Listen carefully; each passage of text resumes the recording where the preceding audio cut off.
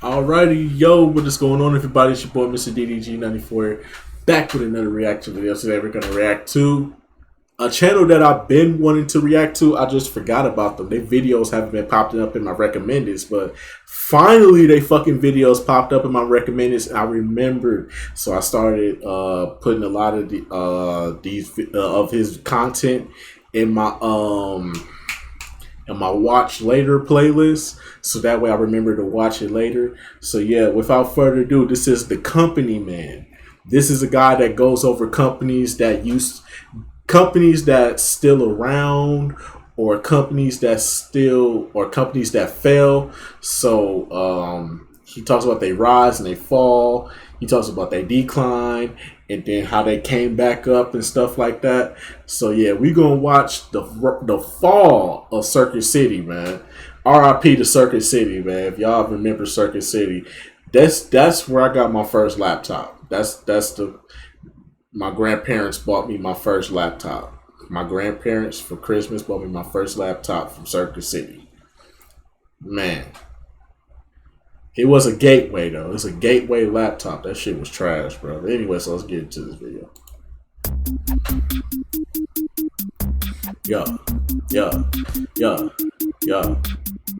Circuit City used to be a major chain of electronic stores in the United States. Yep. They were a Fortune 500 company with sales consistently above $10 billion per year. I most remember them for their distinctly shaped red locations. In the commercials, they had this cool thing where it would be plugging into the ground all electrified. I mean, even today, you can easily tell if a building used to be a Circuit City, and sadly, there is a lot of them out there like that. In November of 2008, Circuit City filed for bankruptcy. It was the biggest retail bankruptcy filing since Kmart did it 6 years earlier. Over the next few months, they closed all of their 700 stores, and that was the end of Circuit City. Yep. Just like that, one of the country's biggest. They was going out of business. They was going out of business. My grandparents finesse. They got the last. They tried to hurry up too, cause when Circuit City was going out of business, everything was on sale. Luckily, they was able to give me my laptop, boy. Shout out to my grandparents for that one. They came up clutch for the kid. You feel me? They came up clutch for the kid. Getting me that laptop, man. Getting me a $300 laptop for $120. That's a deal.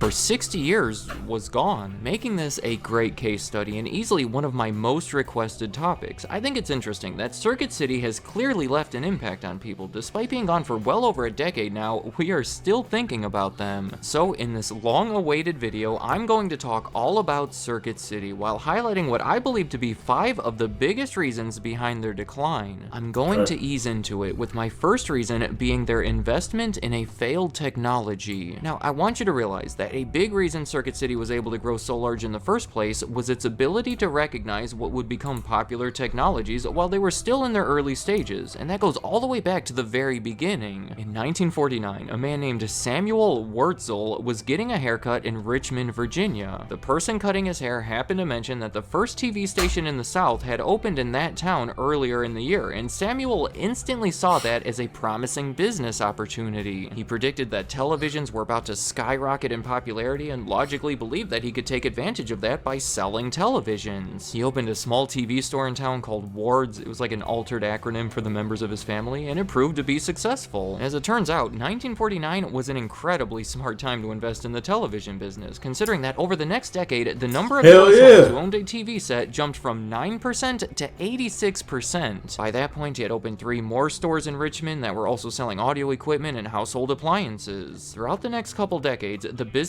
was expanded by having public stock offerings and using the proceeds to acquire similar retailers throughout the country. In 1974, they took a big risk by closing 2 of those original stores and using the money to open a 40,000 square foot electronic superstore that was originally called the Ward's Loading Dock. It was a revolutionary concept at the time that was able to attract customers mainly through low prices and an unbeatable selection. By the 1980s, they opened more superstores like that, started calling them Circuit City, renamed the entire their company, Circuit City, and closed everything else they owned in favor of focusing on their most profitable concept. That is when they became by far the biggest electronics retailer in the country, with sales of more than $2 billion by the 1990s. Now, throughout this entire time, they were attracting customers and gaining sales by being among the first to sell new technologies. They started selling microwaves back in the 1960s before they were popular, and sold a ton of them once they started gaining traction in the 1970s. They started selling VCRs in the 1970s and sold a ton of them once they started gaining traction in the 1980s. So in the 1990s, it was uncharacteristic of them when they made a terrible investment. DIVX stood for Digital Video Express. It was a disc very similar to a DVD, but it was disposable. Circuit City sold it for $4.49. After you bought it, you would be able to play it in your special DIVX player for the next 48 hours, and at that point, it would stop working and you would throw it away. Now, I realize that probably sounds like one of the worst inventions. That is the dumbest shit ever.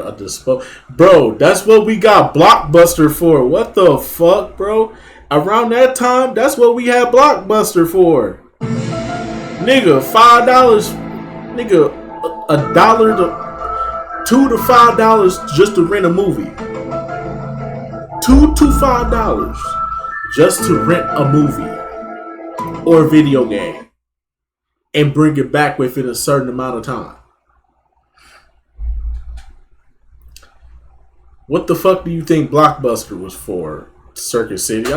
Alright, we starting to see why they went out of business. This is a dumb move. We got Blockbuster for this shit. If y'all wasn't gonna take the Blockbuster route and start letting us rent out DVDs and shit like that, then what the fuck was the...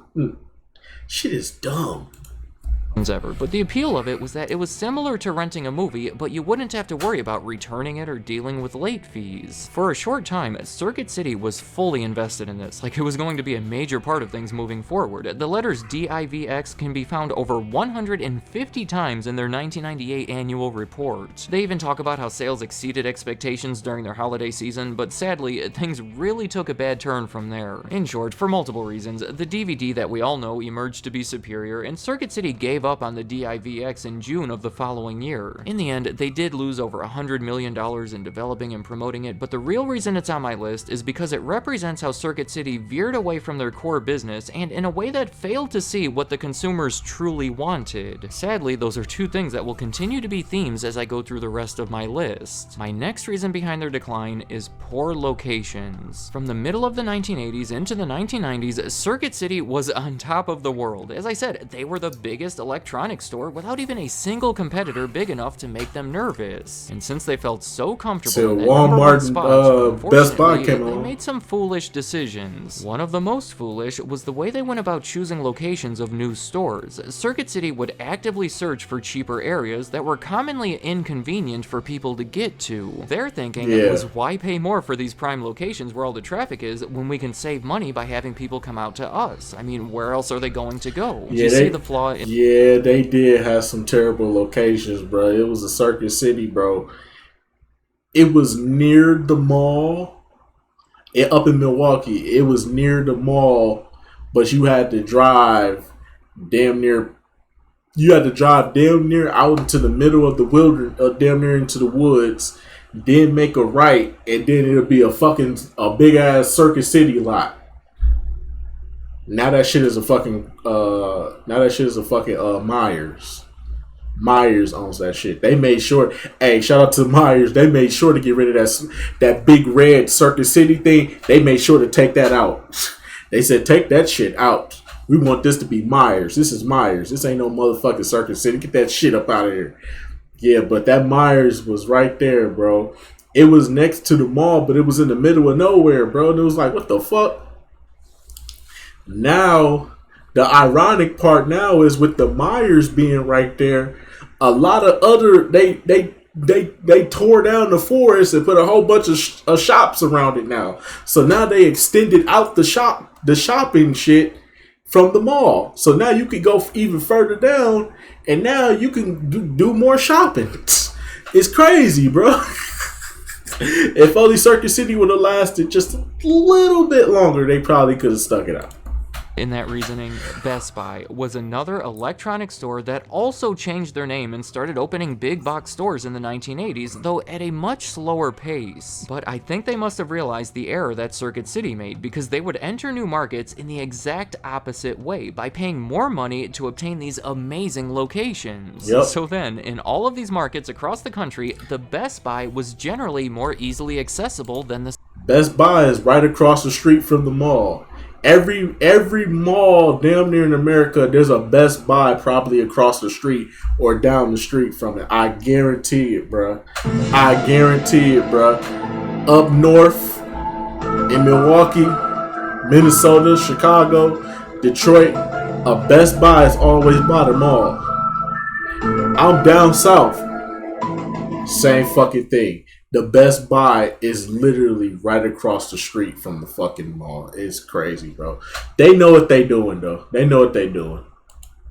Circuit City. Sure, they were paying more for it, but they were the ones getting the business. In fact, by 1996, Best Buy was getting more business than Circuit City, making them the new biggest electronics store in the country. The physical locations of the stores were a big reason for that, but to be clear, I'm not saying it was the only reason or even the biggest. Going back to my list, probably the most significant part of any of this would be Circuit City's focus on customer service, which I promise you is so much more impactful than it sounds. Dating back to the early days of Ward's TV, their entire business model was centered around customer service. When those first big box stores opened, the service department was strategically placed at the front of the store so that everyone walking past it would be reminded of their ongoing service, because that is what they were known for. Seriously, if you were to ask a random person what is the biggest difference between Best Buy and Circuit City, their answer would likely have something to do with the customer service. Circuit City had a system where knowledgeable salespeople would guide you through your purchase, get the item for you from the back room, take it to the counter for you, kind of like the experience you get when you go to a car dealership. Whereas Best Buy was very much like it is today. You're pretty much on your own, though there are people there if you happen to have a basic enough question. Yeah. Circuit City salespeople were more aggressive, being paid. I mean, that's not a bad thing, but it's like at the same time, it's like, damn, bruh.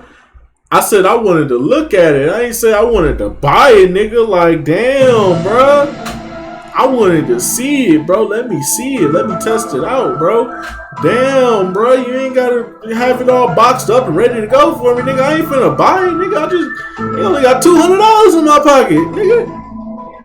I plan on buying some J's with this shit. I just wanted to see, nigga. I just want to see what the Xbox was looking like, nigga. Goddamn, bro. They was niggas just trying to see what the Xbox looking like, bro. Like, damn, let me see what it look like. Let me see how it play and shit. Y'all already sitting up here. You like that Xbox? Yeah, we'll box it up for you right now. We got it in the back. We'll get it for you right now, buddy. You want it? You want it? I'm like, nigga, I only got $200.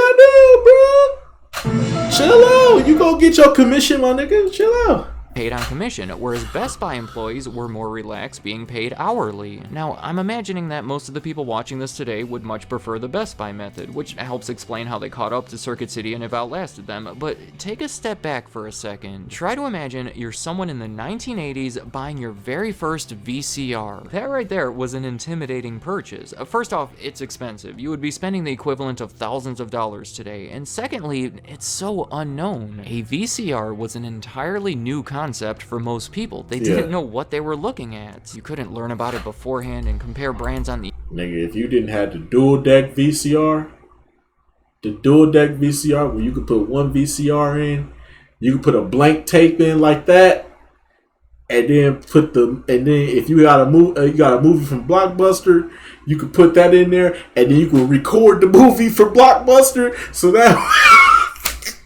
Hey man, black people know how to do some shit, bro. Shut up. Hey bro, black people know how to finesse, bro. That's how the bootleg man got around, bro, for real. That's how the bootleg man got around back in the day before them CDs, DVDs came. Before them CDs, DVDs, bootleg man had to settle like this, bro. He had to get them from Best Buy. And then had to sell them like that, bro. That's the only way you was gonna get them from the bootleg man. But then motherfuckers started catching on. Niggas started getting them dual deck VCRs, nigga. We started catching on, nigga. Started fucking up the game plan. That nigga had to switch to CDs, DVDs. I got them CDs, DVDs. Nigga was fucking down. The bootleg man was on it, bro. He knew his time was up. He was like, I gotta think quick. Oh yeah, these DVDs coming out. Show is. Let me go buy a DVD player. Let me see how I'm gonna burn all these movies and shit. CDs, DVDs. I got CDs, DVDs. I got that new Jagged Edge. I got that new Usher. I got that new Nellyville. You got that new Nellyville? How much you charge, bro? Come here, man. I got it for $10. $10. Fuck out my face, nigga. Dude down the street selling it for $5. Well, go get it from him then. Shit, I will, motherfucker. You gotta be fucked up. I'm not gonna pay you $10. A nigga down the street getting it for $5. Let me get it for the $5, bro. Fuck. It's a Nellyville CD. It's a music CD, bro.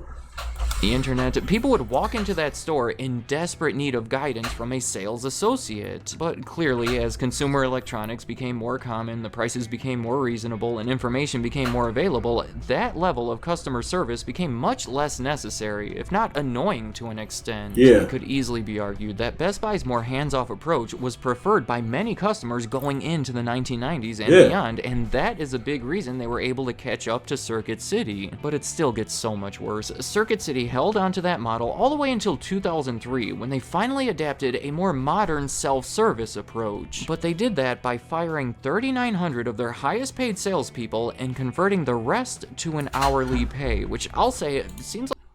So you could... Wow. That's some dark shit right there, bro. That is some dark shit. You literally just fired all your best workers, bro. That is some dark shit right there, bro. That is some dark shit, bro. You gonna fire your best salesmen instead of making them managers and training the new workers. You fire them even though they're your best fucking employee. That is some scumbag shit right there, Circuit City. I feel so sorry for the people that got laid off because of that. That is some scumbag shit, bro. I'm your hardest worker. I'm making all these profits for you. I'm making you rich, Circuit City. I'm making you rich. And you fired me because I was doing my job? That is some scumbag level shit right there, ladies and gentlemen. That is some scumbag level shit right there, ladies and gentlemen. I don't care what you say. That is scumbag level shit right there. Circuit City, you deserve to go out of business. That is so scumbag. That's some scumbag shit, bro. That is some scumbag. Nah, bro. I'd be damned if I worked that hard and I get fired because I was doing the best. I was at the top of my coworkers because I was at the top. I was making the most profits for y'all. I get fired instead of the niggas that wasn't doing good. The niggas that was making the least amount of profits. Nah, they keep their job. The niggas that was making all the profits for us, fire. That is some scumbag shit right there, bro. That shit just hurt me, bro. That shit really just hurt me, bro. You working that hard, bro, and you get fired, bro, because you was the best at what you did. That shit just really made me mad right now, bro. Y'all don't even know, bro. That shit is really making me mad right now, bro. Circuit City, that is some scumbag shit. For real, that is some scumbag shit.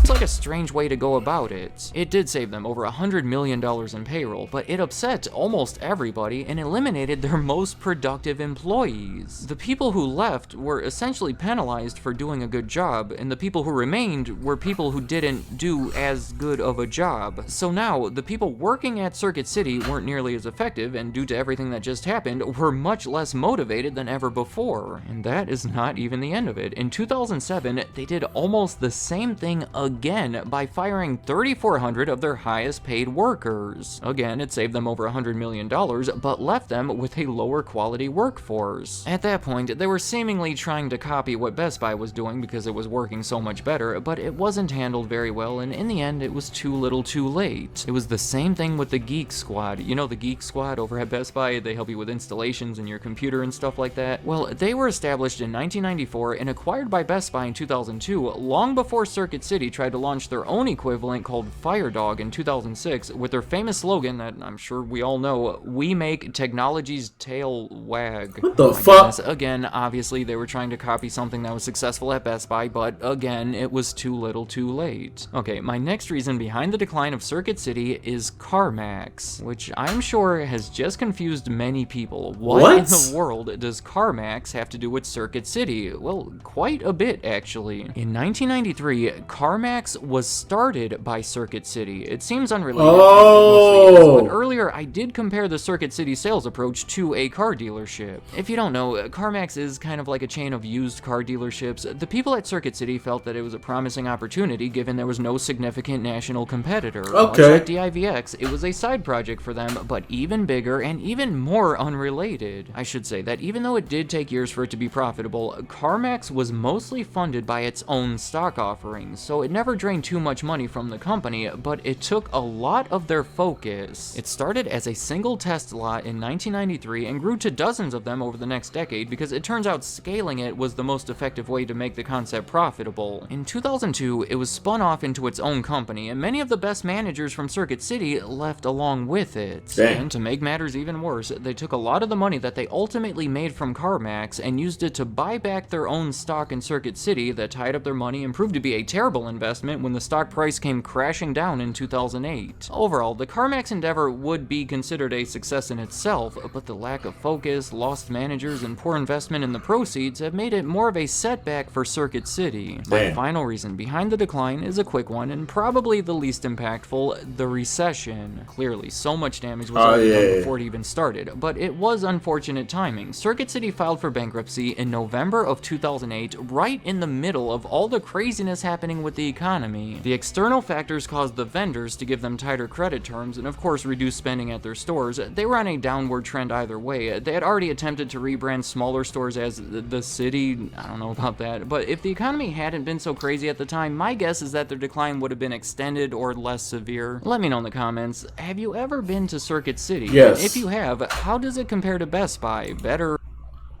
Compares like shit considering the fact that they released their best workers, bro. That shit is terrible, bro. I still feel so sorry for the people that lost their fucking job because they was just doing their fucking job. Cause I know that feeling. You're doing your fucking job and you're doing it the best you can, but it's like, oh yeah, man, it's not gonna work out. I know that feeling, bro. I know that feeling.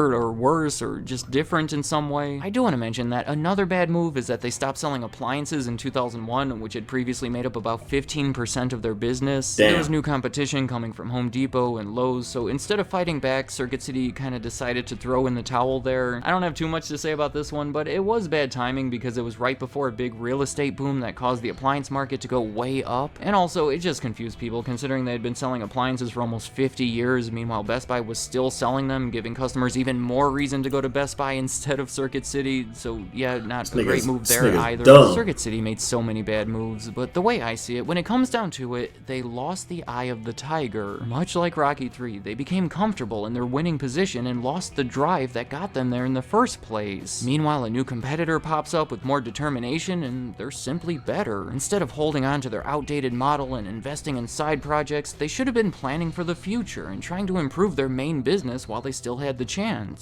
Thank you for watching. Fuck Circuit City.